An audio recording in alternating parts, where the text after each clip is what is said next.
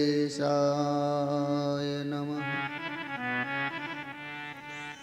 सच्चिदानन्दरूपाय विश्वोत्पत्त्यादिहेतवे तापत्रय विनाशाय श्रीकृष्णाय वयं नुमः।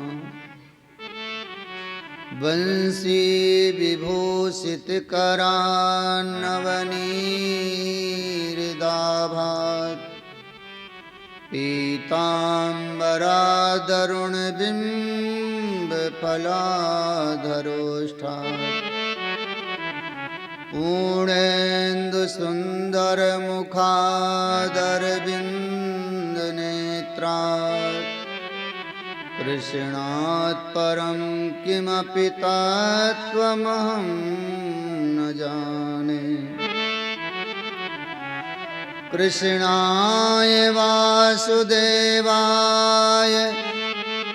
हरये परमात्मने प्रणतः क्लेशनाशाय गोविन्दाय नमो नमः। लक्ष्मीनाथसमारम्भां नाथयामुनमध्यमाम् अस्मदाचार्यपर्यन्तां वन्दे गुरुपरम्पराम्। रामानुजदयापात्रं ज्ञानवैराग्यभूषणं श्रीमद्वेङ्कटनाथार्यं वन्दे वेदान्तदेशिकम्।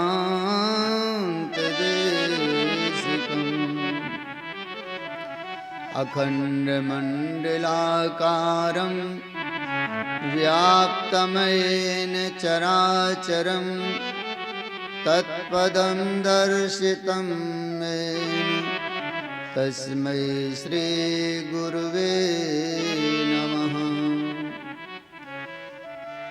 राधासाद्यं साधनं यस्य राधा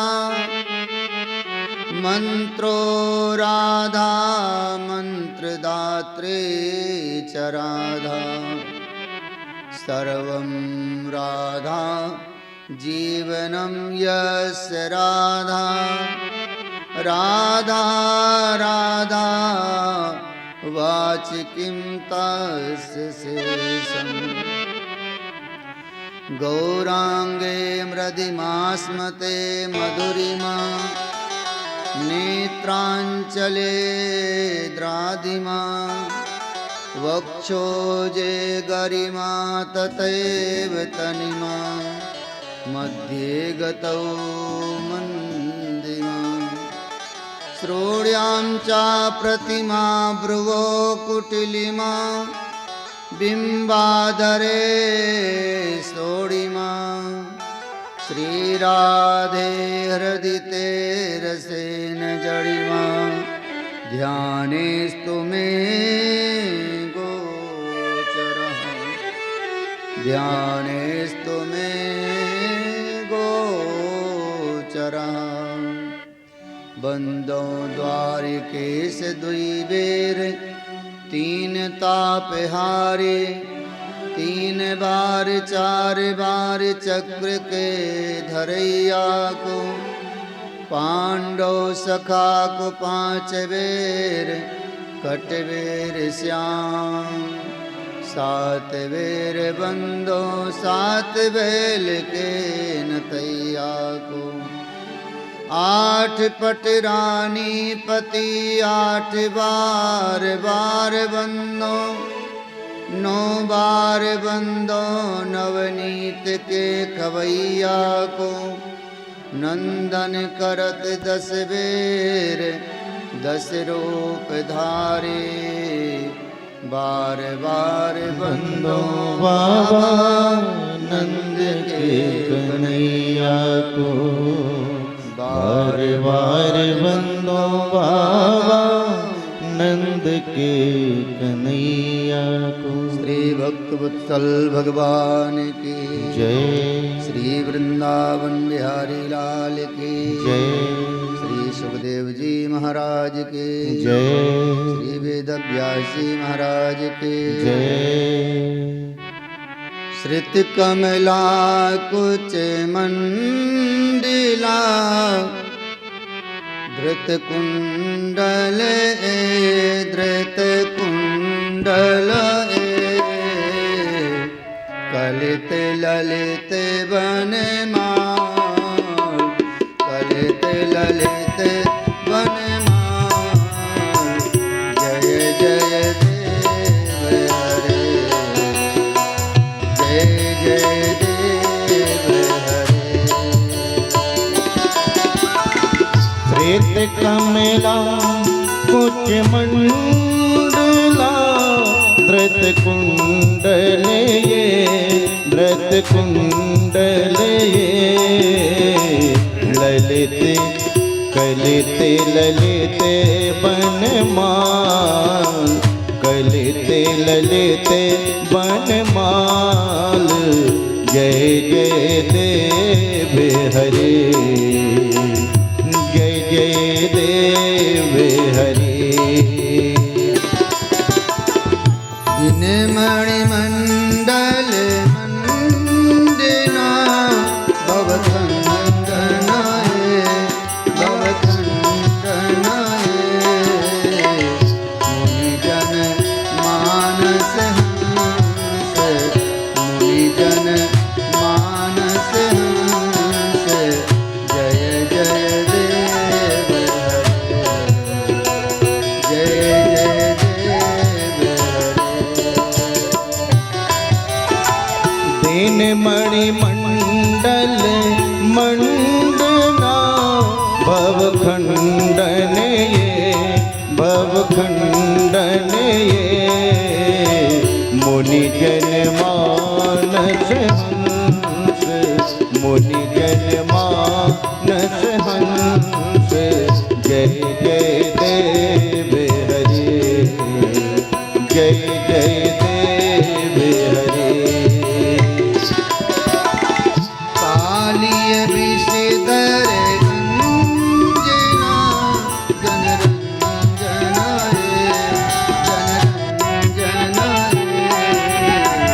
यदुकुल नलिन दिनेश, यदुकुल नलिन दिनेश। जय जय देव हरे, जय जय देव हरे।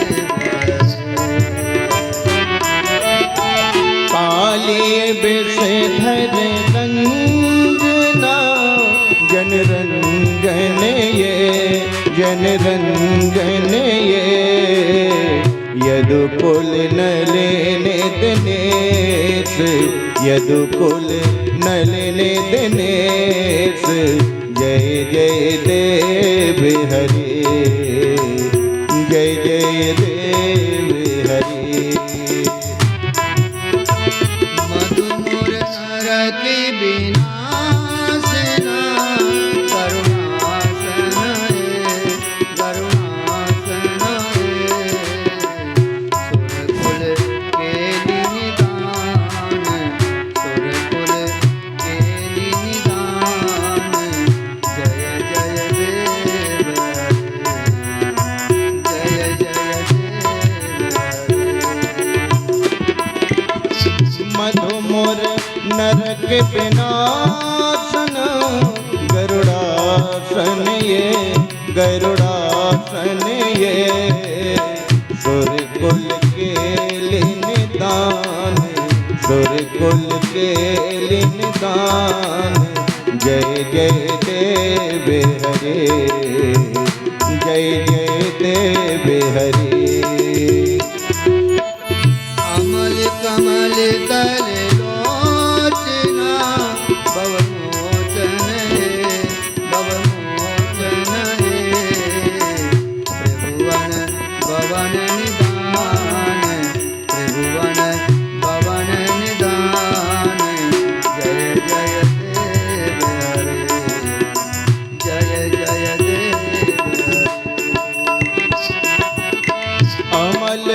कमल तल लोचन भव मोचन ये, भव मोचन ये, प्रभुवन भवन निदान, प्रभुवन भवन निदान। जय जय देव हरे, जय जय देव हरे। जनक सुता कृत भूषणा, जित दूषण जित दूषण। हमारे समेत दस कंठ, हमारे समेत दस कंठ। जय जय देव हरे, जय जय देव हरे। जनक सुता कृत भूषण, जित दूषण ये, जित दूषण ये, समर समेत दस कंठ, समर समेत दस कंठ। जय जय देव हरे, जय जय देव हरे। अभिनव जलधर सुंदरा, धृत मंदर धृत मंदर रे। श्रीमुख चंद्र चकोर, श्रीमुख चंद्र चकोर। जय जय देव हरे, जय जय देव हरे। अभिनव जलधर सुंदर, धृत मंदर ये, धृत मंदर ये। श्रीमुख चंद्र चकोर, श्रीमुख चंद्र चकोर। जय जय देव हरे, जय जय देव हरे। तव चरणे प्रणतावयम्, इति भावये, इति भावये। गुरुकुशलं प्रणतेषु, गुरुकुशलं प्रणतेषु। जय जय देव हरे, जय जय देव हरे। तव चरणे प्रणतावये, मित भावये, मित भावये। गुरुकुशलम प्रणतेषु, गुरुकुशलम प्रणतेषु। जय जय देव हरे, जय जय देव हरे। श्री जय देव विवेरुनिधि मितं, कुरुते मृदं, कुरुते मृदं। मंगल मंगल गीतं, मंगल मंगल गीतं। जय जय देव हरे, जय जय देव हरे। श्री जय देव कविर मृदं, कुरुते मृदं, कुरुते मृदं। मंगल मंजुल गीतं, मंजुल मंगल गीतं। जय जय श्री देव जगन्नाथ भगवान की जय जय देव हरे। सिद्ध कमला कुट मंदिरा,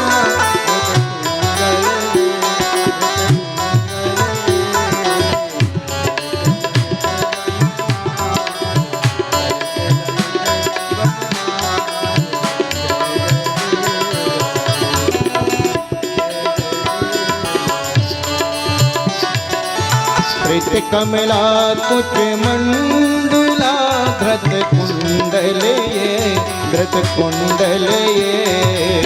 ललित ललित बनमाल, ललित ललित बनमाल।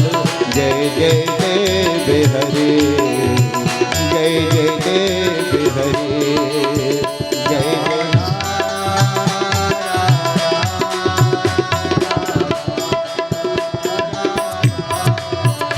राधा राधा राधा राधा।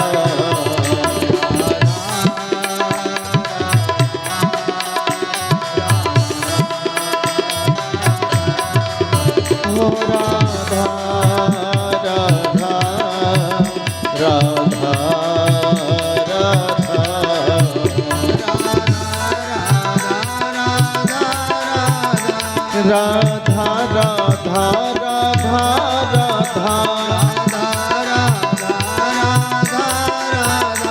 राधा राधा राधा राधा राधा राधा राधा राधा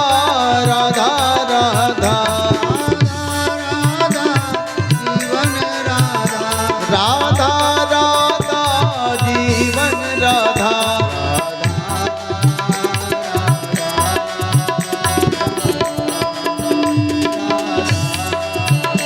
राधा राधा राधा राधा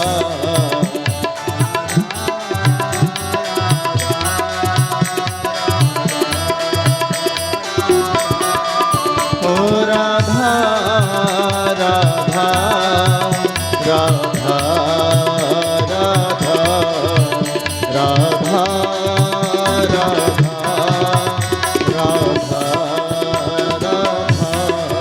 राधा राधा राधा श्री भागवत भगवान की जय श्री वृंदावन बिहारी लाल की जय तीर्थराज प्रयाग महाराज की जय जय जय श्री राधे श्याम यशोदानंद नंदन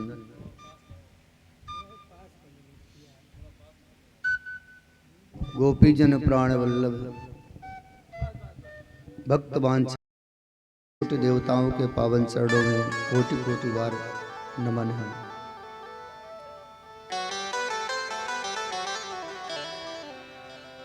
उपस्थित श्रोता बंधुओं के रूप में हमारे गोविंद ही मानो अपनी कथा को श्रवण करने के लिए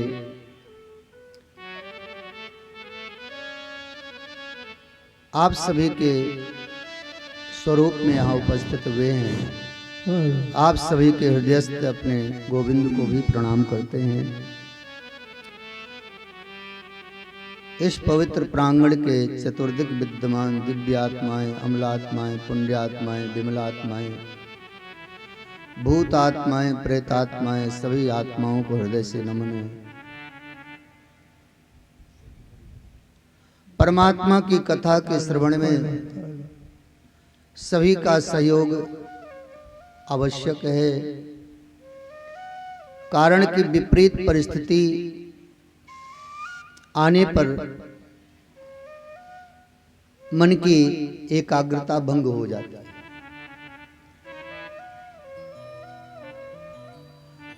मन के द्वारा ही सारी क्रियाएं होती हैं।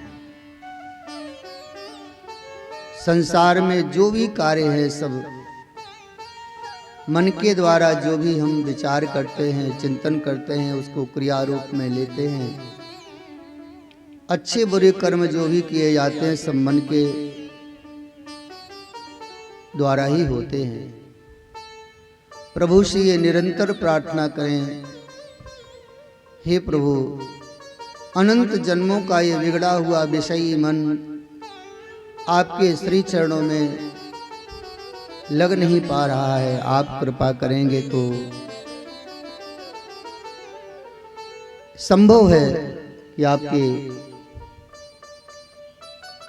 पावन कथा को हम श्रवण कर पाएंगे। हम अपने बल से तो संभव नहीं है कि हम अपने बल से कुछ कर सके। हमारा अपना बल अगर थोड़ा भी होगा तो परमात्मा कृपा नहीं कर पाते हैं। हमें निर्बल बनना पड़ेगा, तभी परमात्मा हमें कृपा करके अपने शरणागत ले लेंगे। ऐसी भावना हृदय में रखना चाहिए। कल हम आप सभी ने ध्रुव जी के पावन प्रसंगों को श्रवण किया है। 5 वर्ष की अवस्था में ध्रुव जी ने भगवत प्राप्ति की और अपने परम पद ध्रुवलोक को प्राप्त किया। परमात्मा के शरणापन्न होने में उम्र की कोई निश्चित अवस्था नहीं है कि हमें वृद्धावस्था में ही भजन करना चाहिए। मन में जब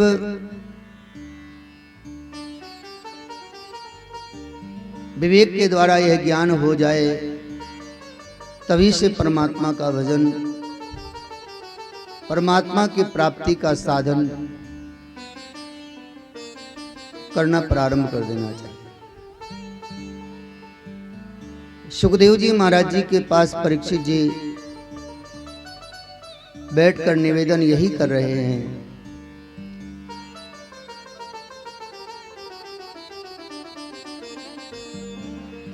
महाराज, उस छोटे से बालक ध्रुव के अंदर विवेक जग गया और हमारी अवस्था चौथापन को प्राप्त हो गई है, फिर भी हमारे अंदर विवेक नहीं जग पाया। ऐसा क्या कारण है?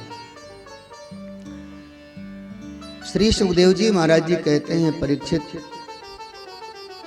जब तक संसार के भोग पदार्थ हमें रुचिकर लगेंगे तब तक परमात्मा का भजन हमें प्रिय नहीं लगेगा। भोग पदार्थों में जब तक महत्व बुद्धि रहेगी तब तक परमात्मा का भजन हमें प्रिय नहीं लगेगा। संसार से जब ठुकरा दिए जाएंगे तब परमात्मा की शरण में जीव जाएगा।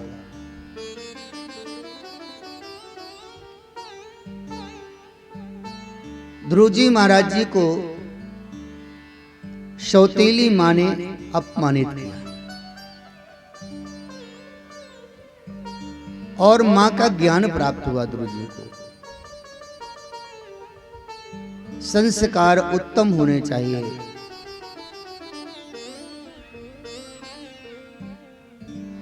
संस्कार उत्तम होंगे तो क्रिया भी हमारी उत्तम होगी,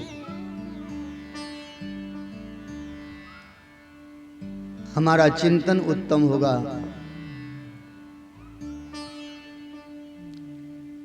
इसलिए अवस्था का इसमें विशेष योगदान नहीं है। जब मन में विवेक जग जाए, परमात्मा के प्रति अनुराग जग जाए, तभी से भजन प्रारंभ कर देना चाहिए। ध्रुव जी के वंश में महाराज अंग हुए, बड़े धर्मात्मा थे, पर इनके पुत्र वेन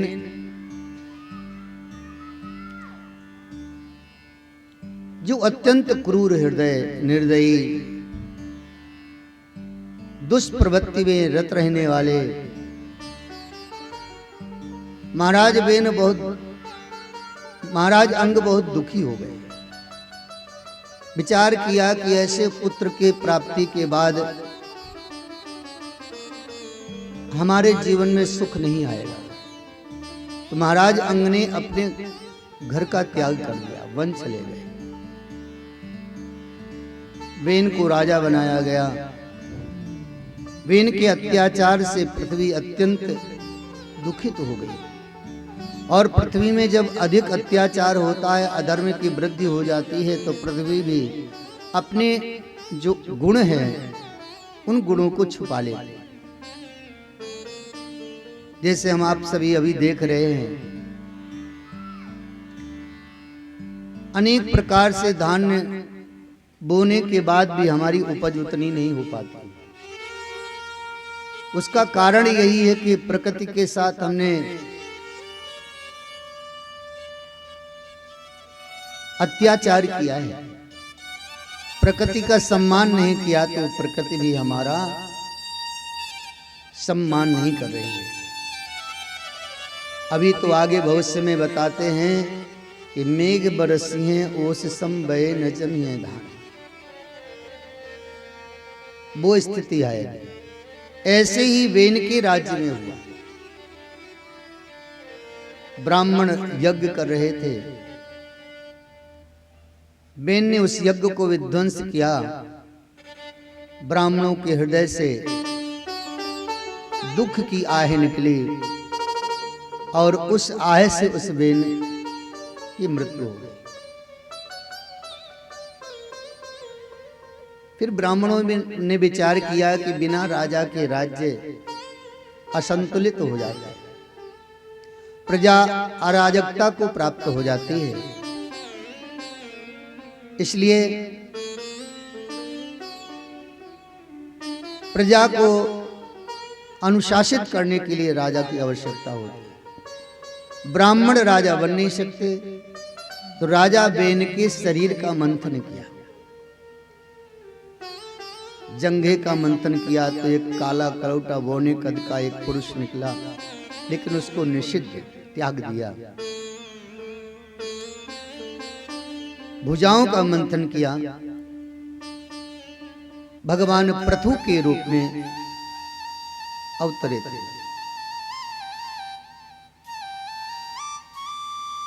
बाएं भुजा से अर्ची और दाहिने भुजा से महाराज पृथु का प्रादुर्भाव हुआ।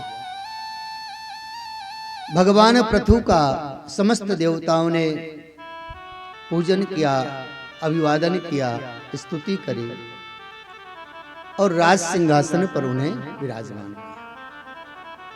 महाराज पृथु ने फिर इस पृथ्वी के माध्यम से विभिन्न प्रकार के पदार्थ उत्पन्न किए और प्रजा को प्रसन्न किया।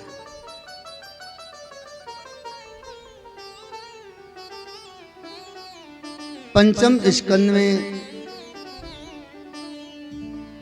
श्री सुखदेव जी महाराज जी ने प्रियव्रत का पावन चरित्र वर्णन किया है। परीक्षित जी ने प्रश्न किया,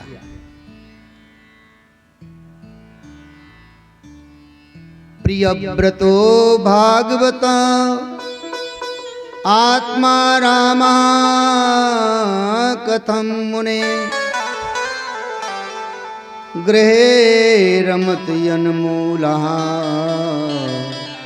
कर्म बंधा पराभव। परीक्षित जी कहते हैं कि प्रियव्रत तो आत्मा राम है,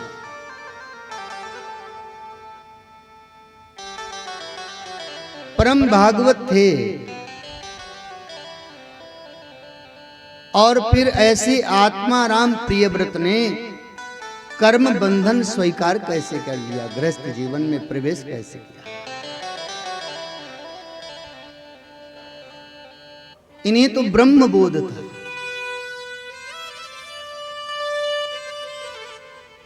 परमादरणीय श्री सुखदेव जी महाराज जी कहते हैं, परीक्षित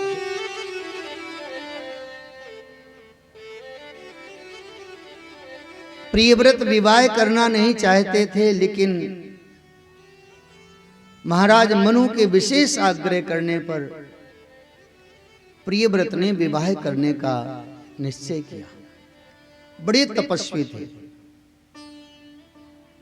इतना तेज था इनकी तपस्या के प्रभाव से कि ये जिस रथ से चलते थे ना, वो रथ सूर्य के समान प्रकाशमान हो जाता।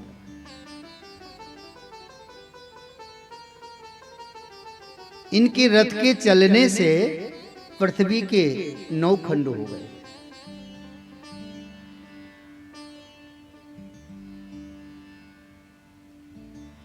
प्रियव्रत ने विवाह किया। इनके वंश में आग्नेयद्र हुए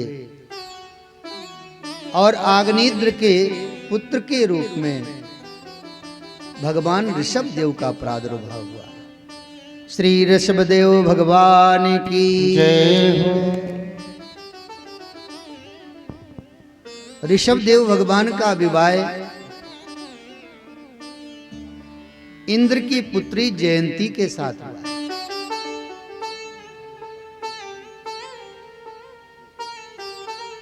जिनके 100 पुत्र हुए।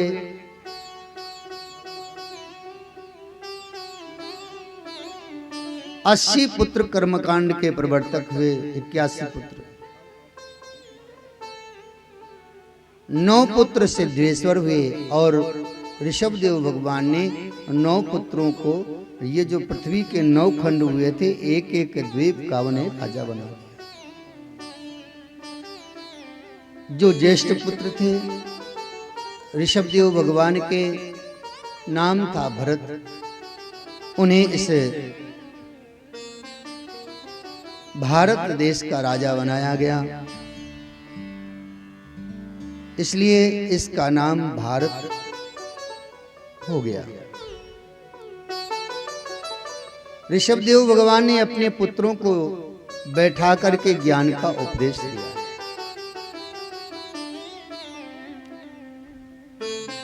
हे पुत्रों, हम आप अपने आप को शरीर मान करके विभिन्न प्रकार के कर्म करते हैं।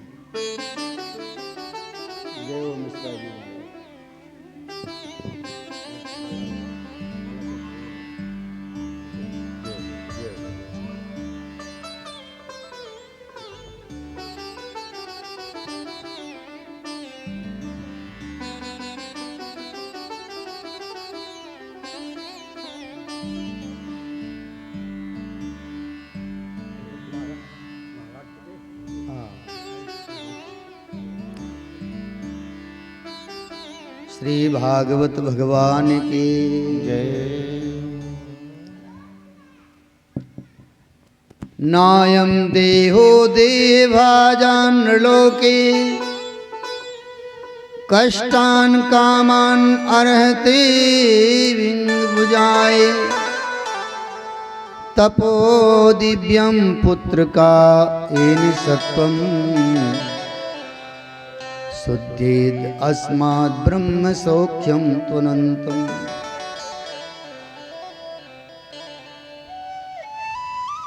इस जो शरीर दिखता है, ये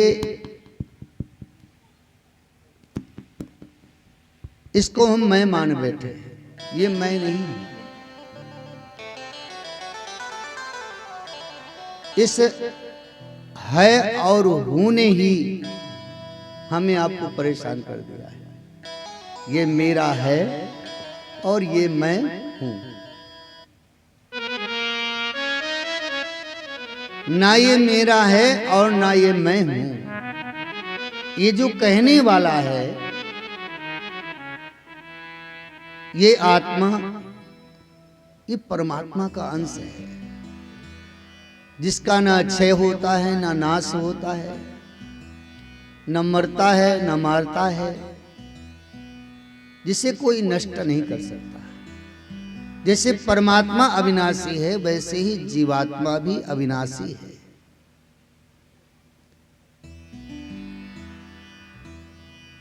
ईश्वर अंश जीव अविनाशी,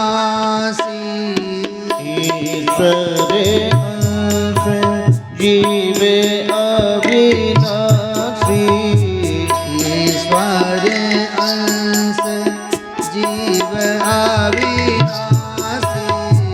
ईश्वर अंश जीव अविनाशी, चेतन अमल सहज सुख राशि, चेतन अमल सहज सुख राशि, चेतन अमल सहज सुख राशि, चेतन अमल सहज सुख राशि।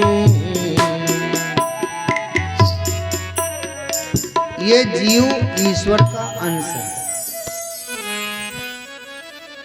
जैसे समुद्र में बहुत सारा जल है, लेकिन अगर एक सीख से आप समुद्र से जल निकालें, जो एक बिंदु जल आएगा उसमें, वही भी जल तत्व ही होगा। जो तत्व पूरे समुद्र के जल में है, वही तत्व उस बिंदु में भी है। परमात्मा का अंश जीव है।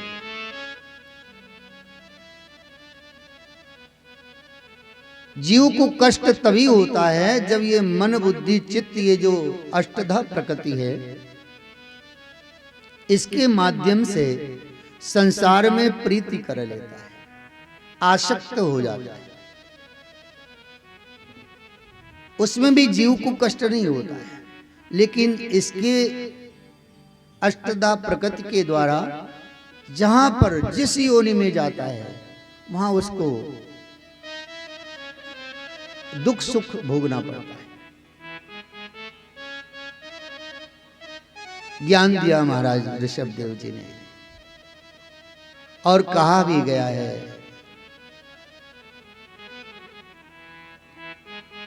जो श्रेष्ठ जन है अपने से छोटों को सदैव सावधान करते रहे। माता पिता को, गुरु जनों को चाहिए कि अपने से लघु को सदैव परमात्मा की तरफ प्रेरित करते रहे, ईश्वर तत्व का बोध कराते रहे।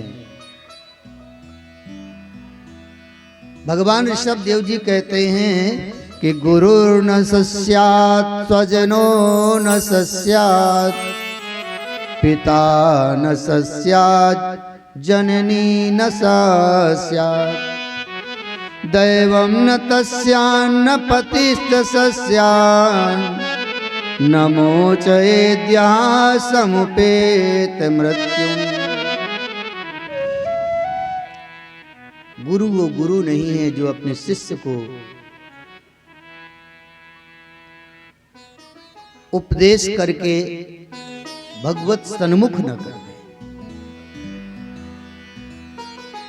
वह हमारे स्वजन नहीं है जो संसार के प्रति हमें आसक्त करें, परमात्मा की तरफ से हमें हटा करके विषयों की ओर ले जाएं, संसार की ओर ले जाएं। वो पिता नहीं है, वो माँ नहीं है। अगर अपनी संतान को, माता पिता भगवान को भगवान की तरफ नहीं मोड़ते हैं तो कहते हैं कि वो जीवन जीते जी मृत्यु के समान है, मृत के समान। ऋषभ देव भगवान ने पुत्रों को ज्ञान दिया और स्वयं वानप्रस्थ जीवन को धारण कर लिया।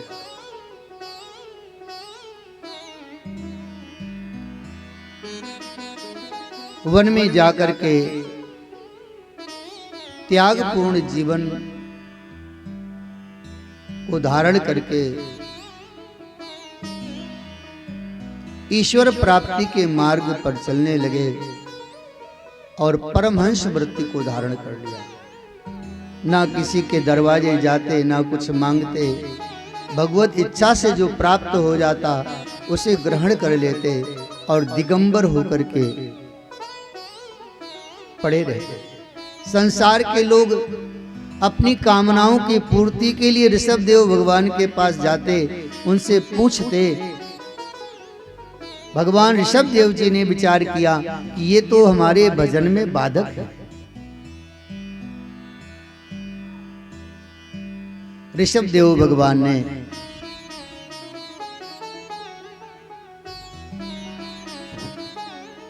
परमहंस वृत्ति धारण की और एक दिन की बात है कि उस वन में दैव योग से अग्नि लग गई। ऋषभ देव भगवान ने विचार किया कब तक इस पंच भौतिक शरीर की हम रक्षा करते रहेंगे, एक दिन तो ये मृत्यु की शरण में जाएगा ही जाएगा। ऋषभ देव भगवान ने अपने को बचाया नहीं और उस अग्नि में पंच भौतिक शरीर को जला करके स्वाहा कर। श्री ऋषभ देव भगवान की जय हो। ज्येष्ठ पुत्र भरत को भी वैराग्य हुआ, चौथे पन में ये भी बन गए। उन्होंने गंडकी नदी के तट पर कठोर तपस्या की,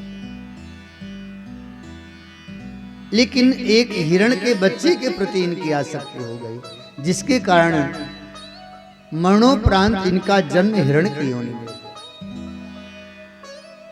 अंतःमति सहगति, अंत में हमारा मन जहां स्थिर होगा हम उसी गति को प्राप्त होंगे। इस सूत्र के माध्यम से महाराज भरत जी हिरण योनि में गए, लेकिन सात्विक वृत्ति होने के कारण हिरण्य योनि में गए, लेकिन उसमें भी ये सात्विक भाव से रहते थे, हरी हरी घास नहीं खाते थे। कहीं पत्तियां वृक्ष से टूट के गिर जाए, उन पत्तियों को खा करके अपना जीवन यापन करते। समय व्यतीत हुआ, कुछ काल के बाद हिरण्य योनि से भी इनकी मुक्ति हो गई और एक ब्राह्मण के कुल में इनका जन्म हुआ है।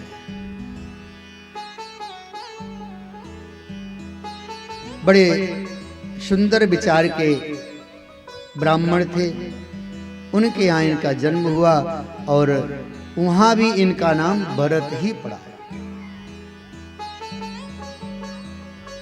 थोड़ा बड़े हुए तो पिताजी बड़े विद्वान थे,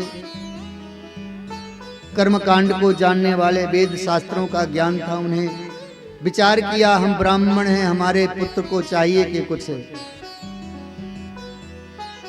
गायत्री मंत्र का जप करे। गायत्री मंत्र सिखाया इन्हें, तो इन्होंने गायत्री मंत्र को भी कंठस्थ नहीं किया।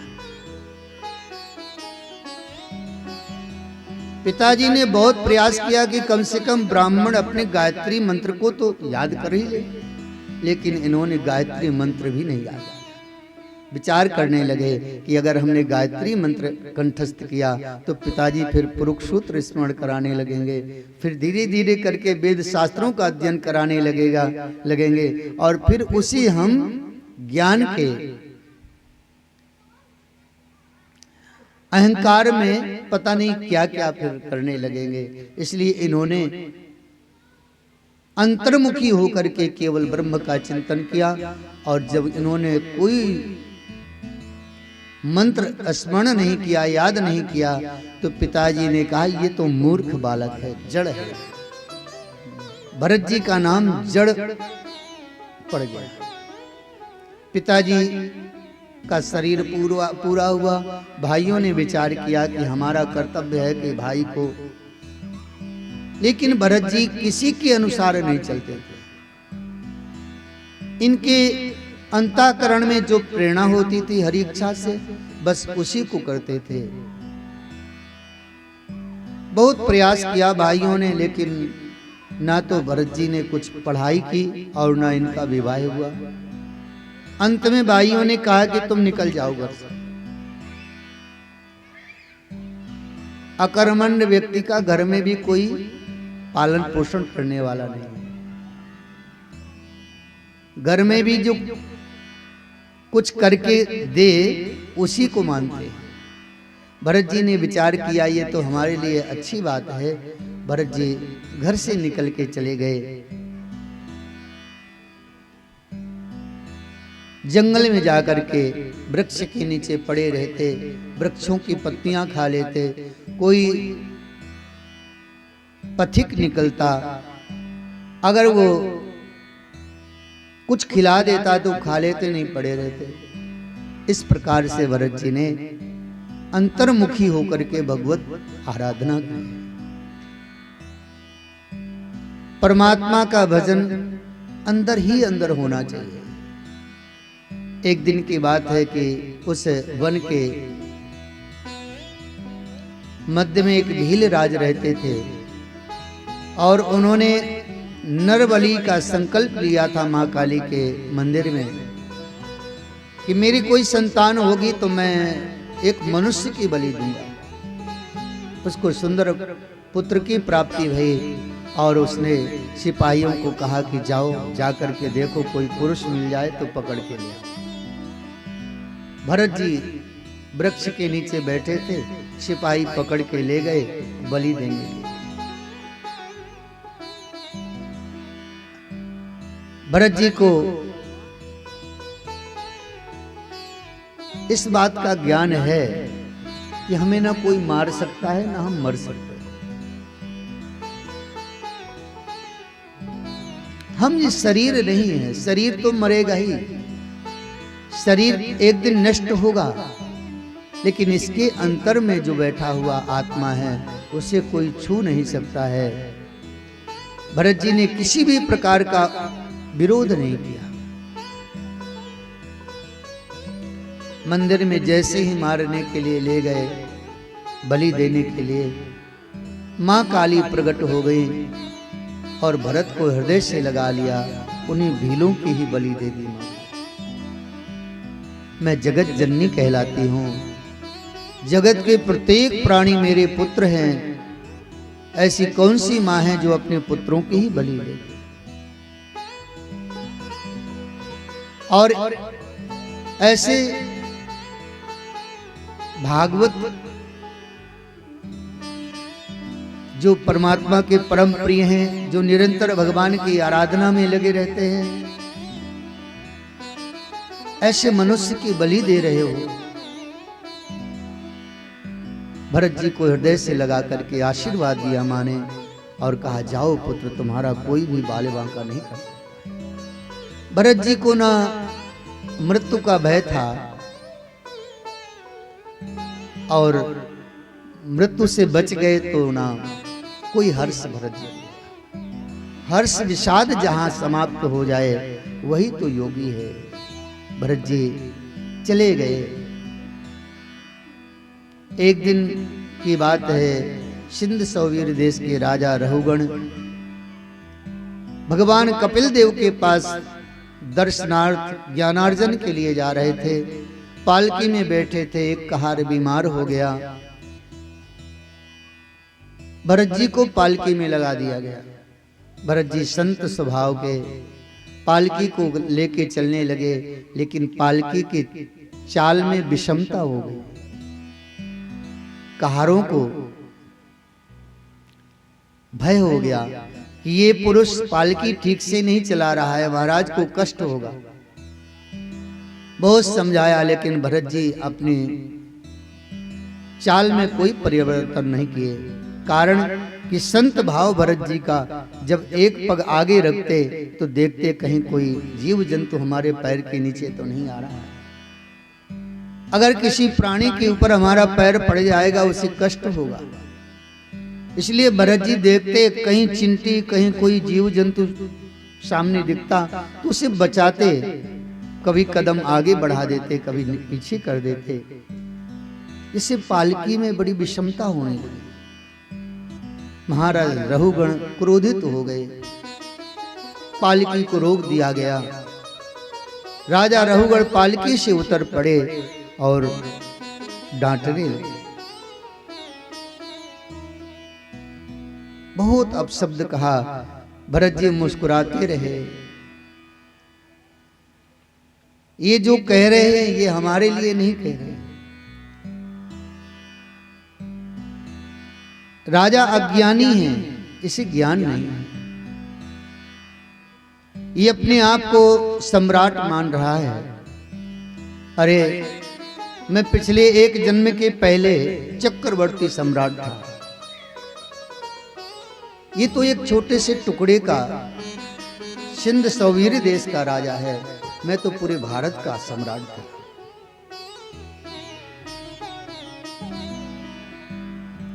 भरत जी ने विचार किया कि इसे कुछ ज्ञान देना चाहिए और भरत जी ने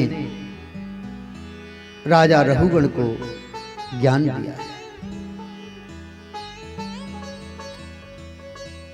राजा रहुगण ने भरत जी से अनेक प्रकार के प्रश्न किए हैं।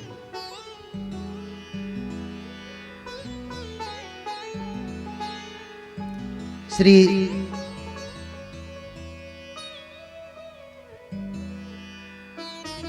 सुखदेव जी महाराज जी कहते हैं कि भरत जी का ज्ञान प्राप्त करके फिर राजा रहुगण चरणों में गिर पड़ा और निवेदन किया, प्रभु आज मैं धन्य हो गया, आपके दर्शन और आपके मुखारबिंद से ज्ञान प्राप्त करके मेरा जीवन कृतकृत्य हो गया।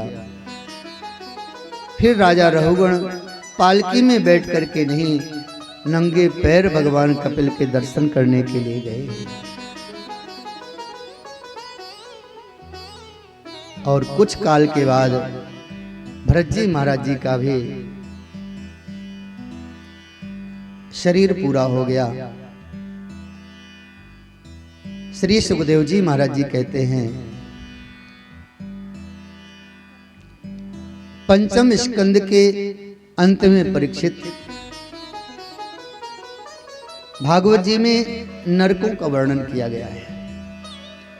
28 प्रकार के नरक होते हैं। जीव के कर्म के अनुसार उसको नरक भेजा जाता है।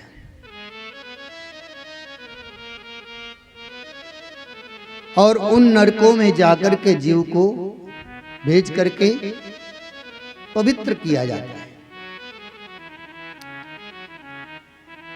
जब किसी प्राणी के द्वारा पाप कर्म होता है तो उसको यातना देह प्रदान की जाती है और यातना देह प्रदान करके उसको नरक में भेजा जाता है। जैसा उसने पाप किया है उसी के अनुसार उसे नरक भेजा जाता है।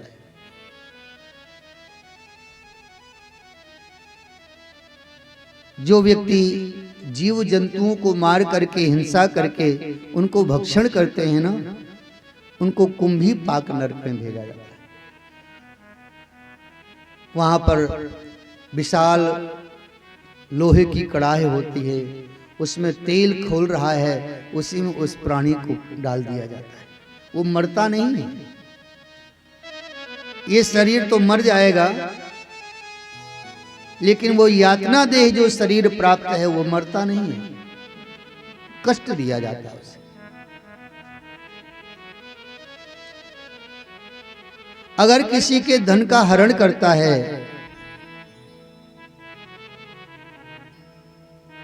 उसको रौरव नरक में भेजा जाता है। भूत द्रोहेण केवलम सुकुटुंबस्य सेवनम। जो अन्य जीव मात्र का द्रोह करता है, प्राणियों को कष्ट दे करके उनके धन का हरण कर लेता है और अपने परिवार का पोषण करता है, ऐसे प्राणी को रौरव नरक में भेजा जाता है। ऐसे 28 प्रकार के नरकों का वर्णन किया परमादरणीय सुखदेव जी महाराज जी। तो नरकों को सुनकर के परीक्षित जी महाराज जी के हृदय में बड़ा दुख हुआ, भय हुआ और निवेदन किया, अधुने